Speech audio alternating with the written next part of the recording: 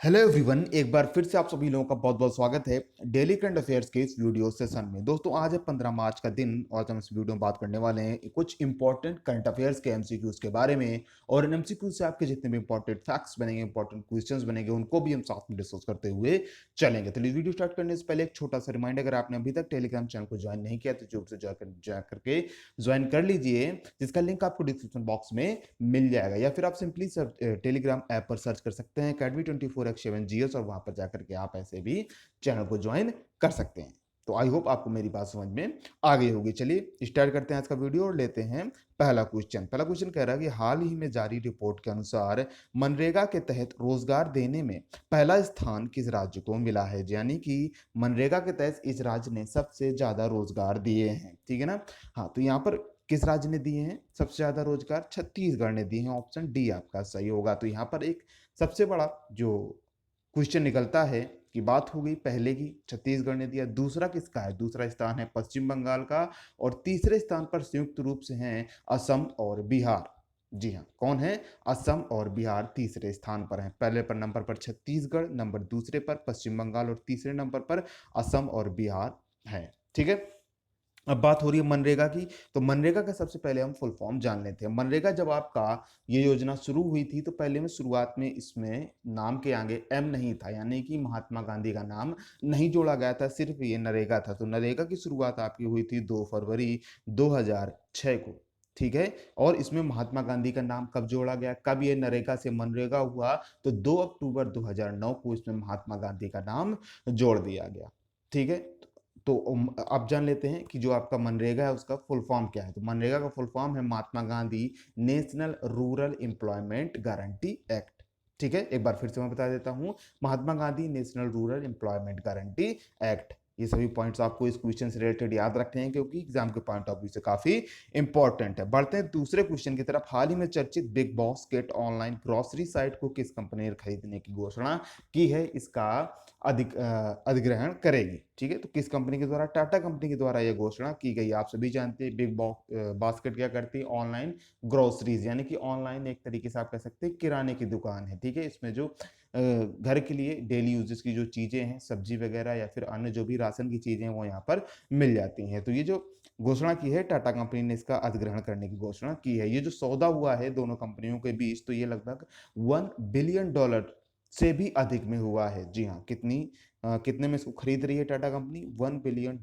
से भी ज्यादा में खरीद रही है टाटा कंपनी, ठीक है ना। बिग बास्केट का अधिग्रहण कर रही है टाटा कंपनी। आगे बढ़ते हैं, तीसरा क्वेश्चन लेते हैं। हाल ही में स्विट्जरलैंड के बाद किस देश ने बुर्का पहनने पर प्रतिबंध लगाने की घोषणा की है? ठीक है, मैंने एक दो दिन पहले आपके साथ क्वेश्चन में डिस्कस किया था, या वीडियो के दौरान ही डिस्कस किया था कि किस देश ने बुर्का पहनने पर प्रतिबंध लगा दिया। तो उसमें आंसर था स्विट्जरलैंड, ठीक है। और ये क्वेश्चन क्या कह रहा है कि स्विट्जरलैंड के बाद अब किस देश ने बुर्का पहनने पर प्रतिबंध लगा दिया है? तो ये है देश आपका हमारा पड़ोसी देश श्रीलंका। ऑप्शन बी आपका सही होगा, ठीक है। ऐसा क्यों किया जा रहा है? तो मानवाधिकार रक्षकों ने इस कानून को कठोर करार दिया है, ठीक है। यानी कि महिलाएं पूरे अपने शरीर को ढक करके नहीं जा सकती, मानवाधिकार के खिलाफ ऐसा ये सोचा गया है, ये बात है, ठीक है। साथ ही में श्रीलंका ने 1000 से अधिक मदरसों को भी बंद करने की घोषणा की है। जी हाँ, श्रीलंका देश है, उसने 1000 से भी अधिक मदरसों को बंद करने की घोषणा की है, ठीक है।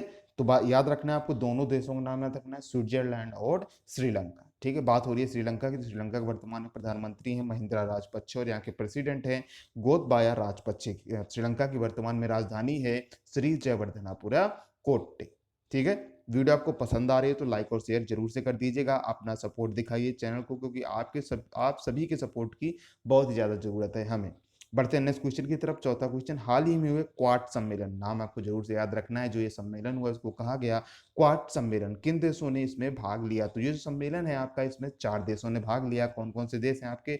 ऑस्ट्रेलिया, अमेरिका, जापान और भारत। यानी कि जो आपके इस क्वेश्चन के चारों ऑप्शन हैं वो चारों के चारों सही हैं। अमेरिका, ऑस्ट्रेलिया, जापान और भारत। अमेरिका के राष्ट्रपति जो बाइडेन ने इसमें भाग लिया, ऑस्ट्रेलिया के प्रधानमंत्री स्कॉट मॉरिसन ने इसमें भाग लिया, भारत के प्रधानमंत्री श्री नरेंद्र मोदी जी ने इसमें भाग लिया, और जापान के प्रधानमंत्री योशिहिदे सुगा ने इस पर भाग लिया, ठीक है। ये आपका 12 मार्च को आयोजित किया गया था ये सम्मेलन, इस सम्मेलन में क्या बात हुई, तो इसमें सभी नेताओं ने स्वतंत्र, खुले और समावेशी भारत प्रशांत क्षेत्र को बनाए रखने की दिशा में सहयोग के व्यवहारिक क्षेत्रों पर विचारों का आदान प्रदान किया।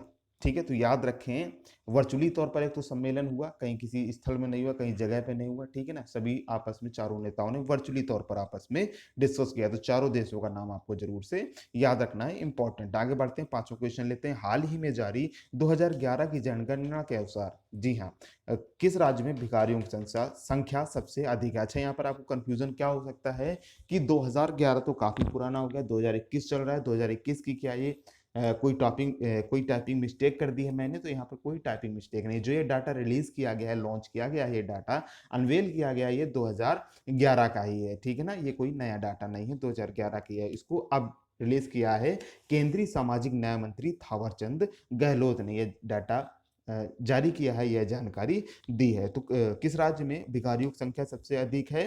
पश्चिम बंगाल में। ऑप्शन ए आपका सही होगा। नंबर 1 पर पश्चिम बंगाल है और दूसरे नंबर पर उत्तर प्रदेश। अगर बात करें ओवरऑल पूरे भारत में भिखारियों की संख्या कितनी है, जो लोग भीख मांगते हैं, उनकी 4 लाख से अधिक संख्या है पूरे भारत में भिखारियों की, ठीक है ना। तो याद रखें, ये इंपॉर्टेंट क्वेश्चन है, आपका एग्जाम में पूछा जा सकता है। आगे लेते हैं नेक्स्ट, छठा क्वेश्चन। हाल ही में भारत का मुख्य सांख्यिकीविद किसे नियुक्त किया गया है?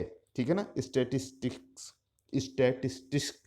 ठीक है, सांख्यिकीविद किसे नियुक्त किया गया है? तो ये नियुक्त किया गया है जीपी सामंत जी को। ऑप्शन सी आपका सही होगा। ये जो इनका जो कार्यकाल होगा वो 2 वर्ष के लिए होगा, ठीक है ना, यानी कि इन्हें 2 वर्ष की अवधि के लिए नियुक्त किया गया है। इनका कार्य देश के समक्ष आर्थिक संकेतक और आंकड़े प्रस्तुत करना है, यानी कि अर्थव्यवस्था से संबंधित सभी काम करने हैं, जो भी इंपॉर्टेंट डेटा है, जो भी आंकड़े हैं, वो देश के सामने प्रस्तुत करना। इन्हें 2006 में पीसी महाल नोबेल पुरस्कार भी मिल चुका है। कौन सा पुरस्कार? पीसी महाल नोबेल पुरस्कार। कब मिला था? 2006 में। तो कौन बने हैं मुख्य सांख्यिकीविद?